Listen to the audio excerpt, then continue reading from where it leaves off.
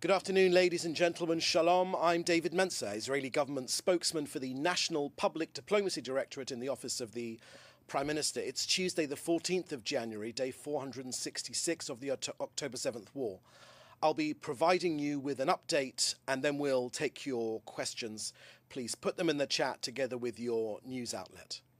Firstly, on our fallen soldiers, the number of fallen soldiers in this war has unfortunately risen to 840. All of the precious sons of Israel fell in battle in northern Gaza. Sergeant Yahav Mayan was 19 years old and from Modi'in. First Sergeant Danila Diakov was 21 and from Ma'ale Adumim. Sergeant Major in the reserves Alexander Fedorenko was 37 and from Bat Yam. Sergeant Eliav Astuker was aged 19 years old and from Ashdod. First Sergeant Aviel Weissman was 20 and from Poria Ilit. He was laid to rest today. First Sergeant Yoav Pfeffer was aged 19 and from Herzliya. He will be laid to rest later today. First Sergeant Guy Carmiel was aged 20 years old and from Gadera. He too will be laid to rest today. First Sergeant Yahav Hadar was 20 years old and from Kfar Tavor. He too will be laid to rest today. And finally, Captain Yair Yaakov Shushani was just 23 years old. He fell and was from Ma'alot Tarshicha. He too was laid to rest today. As the Prime Minister said on the news of these fallen soldiers, that this is indeed a difficult and sad day. Speaking on behalf of the nation, he said that the citizens of Israel sent their personal, deepest condolences to the families of these IDF heroes who fell in Gaza. They gave their lives for the security of our country, and the entire people of Israel embrace you and your families in your pain. We pray for the healing of the injured. May the memory of our heroes be blessed and cherished in our hearts always.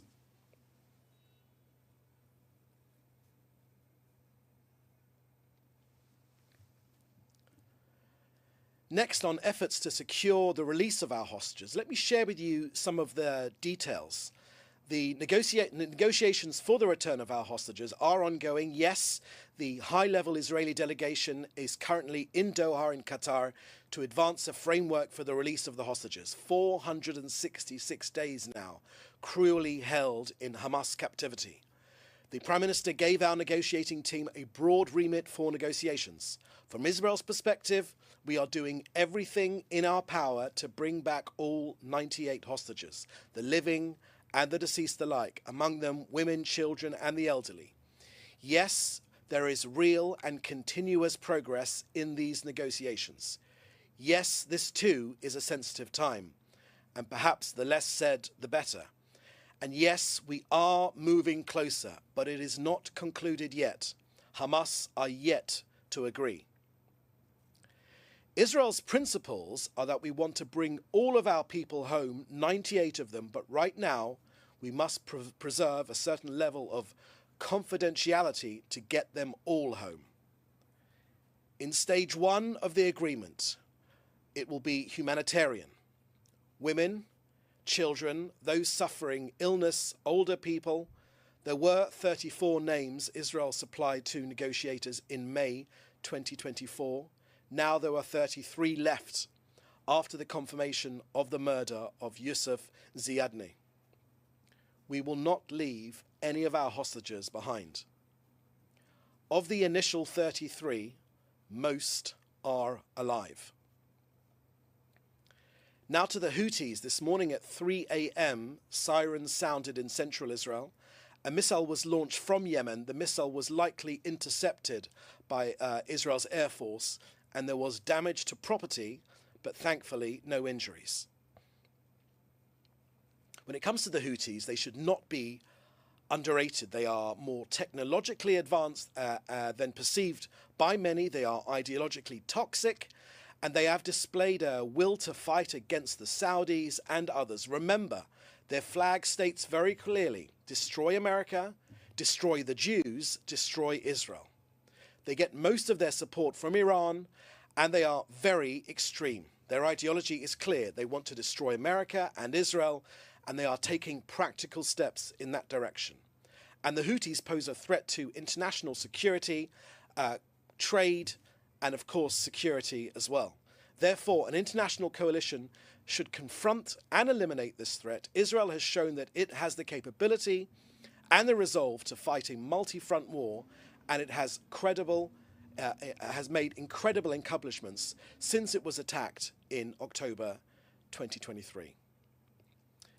Israel has practically decimated Hamas and Hezbollah and the Syrian capabilities. It has exposed Iran's vulnerabilities and now is an opportunity to cooperate with the international coalition to put the Houthis back in their box.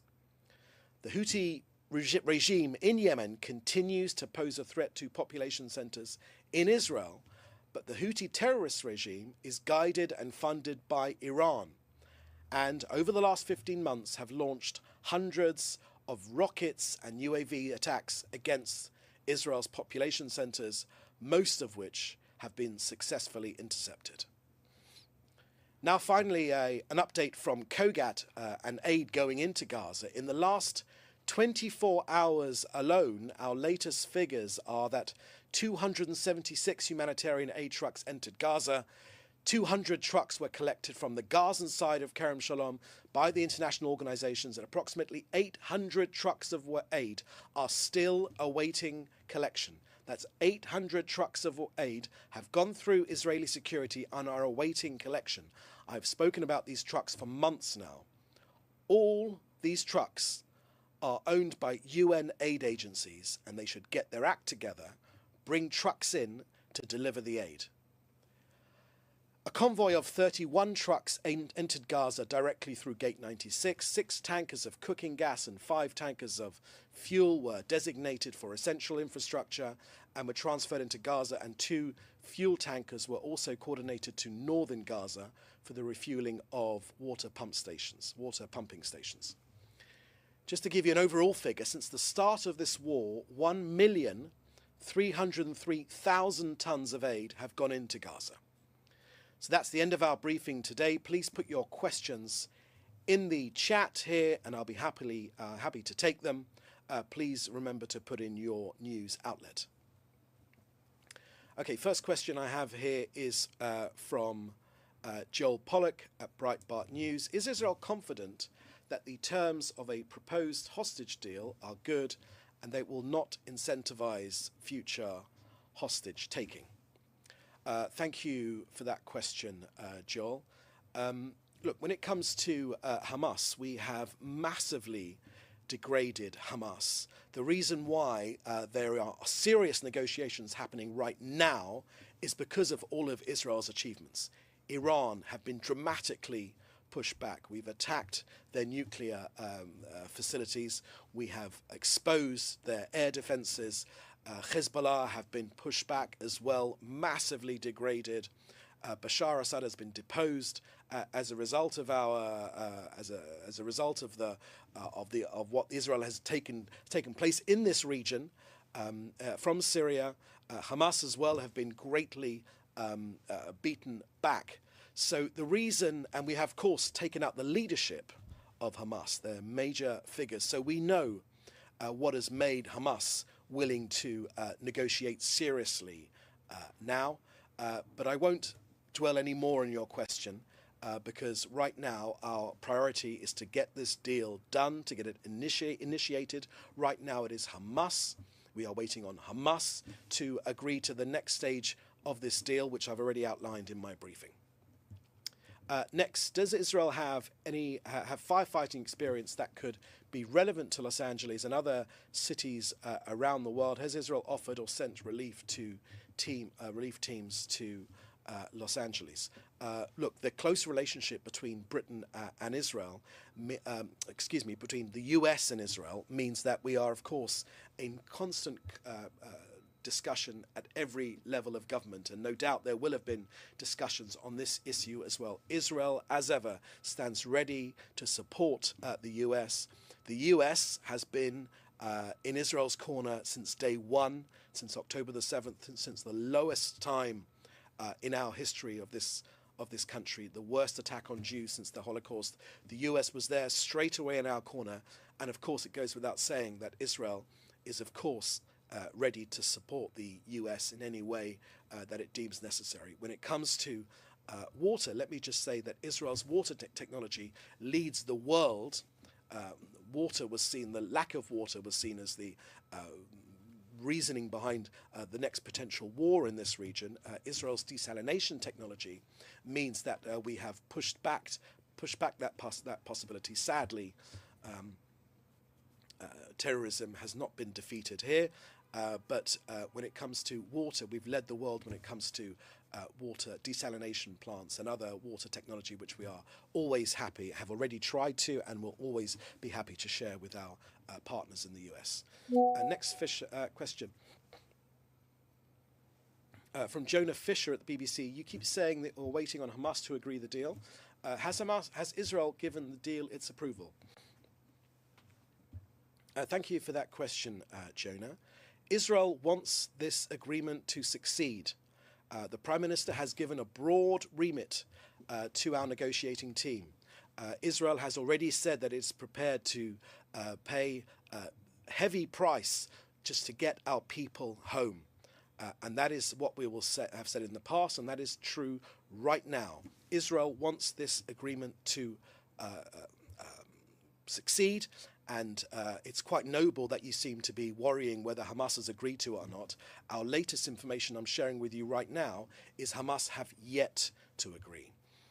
The US has made clear that it has been Hamas that has been dragging its feet and not negotiating in good faith consistently since November 2023. Now they are taking these discussions more seriously because of the war aims, because of the degradation which Israel has made to Iran's axis of terror and evil. Phoenix TV, next question. In China, dear David, could you share with us what Yusuf al-Zidani body suffered? Wish to hear more details. Thank you for that question from Phoenix TV. Zidani, unfortunately, Yusuf and his son Hamza were both found in a Hamas terror dungeon in one of their tunnels. Unfortunately, they were both found dead. It was Hamas that murdered them. If you want further information, then you'll be able to get that from the IDF. But of course, it is Hamas which has took them hostage and murdered them in captivity.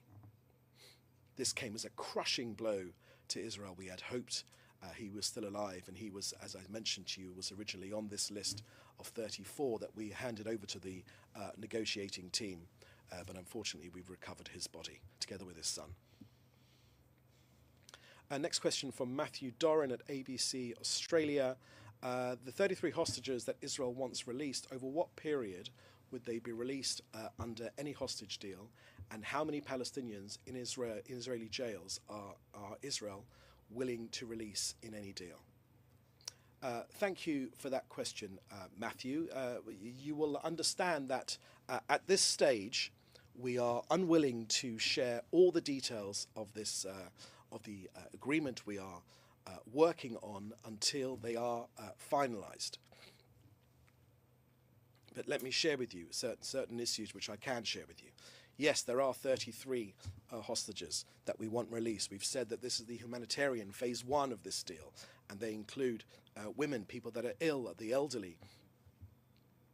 I shared with you over my shoulder the pictures of the Bibas children. That's why we're fighting this war, for heaven's sake. The Bibas children, aged 5 and 1, Kafir and Ariel Bibas.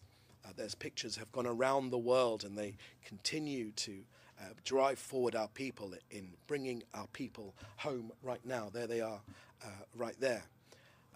Those are the people on the initial period of this deal, in the first stage. I won't share with you more details on that. When it comes to Palestinian prisoners, in Israeli jails. We're talking about convicted terrorists. Those are the people which Hamas want released. Convicted terrorists. I won't share too many details with you now, but I will say that Israel is prepared to pay a heavy price to get our people home, all of them, 98 remaining. Israel is prepared to pay a heavy price in the hundreds, Okay, next question. Okay, that seems to be the last question here. So, there's another question here from Nicolas Ruger from Libération. To follow up on Jonah's question, can you clarify for us what is the procedure in Israel for hostage release deal to be applied once and if Hamas agrees? Will there be an Israeli cabinet vote, and does it need to be unanimous? Thank you for that question, Nicolas. We have, when we had a hostage release ceasefire pause back in November 2023, there was a procedure laid out by the Israeli government. We will be following that same procedure. It will include cabinet votes. It will include other issues as well, to make sure that there is consensus amongst the Israeli government to push ahead with any potential deal. Again, this is not concluded yet. It's very important to remember that we are moving closer, but this is not concluded yet. And we will be following the same procedure as was laid out back in November 2023. And no, it would not need to be unanimous. Okay, that does seem to be the last question now. So thank you for joining us. We're available for interview in the usual way. You can contact us and we'll catch you on the next briefing. Please do stay safe, and we'll see you next time. Thank you. Bye-bye.